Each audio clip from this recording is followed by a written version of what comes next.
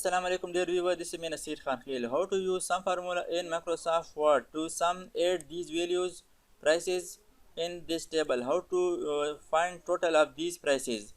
इसके लिए शॉर्टकट इस्तेमाल करते हैं। शॉर्टकट का तरीका ये है कि इस टेबल के अंदर यहाँ पर कर्सर इधर ले जाइए, इसके अंदर यहाँ पर क्लिक करें टोटल के सामने, और इसके लिए शॉर्टकट इस्तेमाल करें AltJLUL।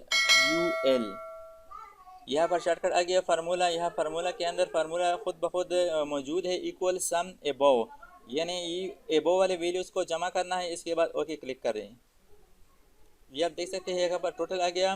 अब अगर इसके अंदर यहाँ पर आप चेंज करते हैं, इसका जो प्राइस है इतना है, इसका वैल्यू मैं चेंज करता हूँ, ये 40 है। अब इसको अपडेट करने के लिए यहाँ पर क्लिक करें और शॉर्टकट इस्तेमाल करें AltJLUL और एंटर प्रेस करें।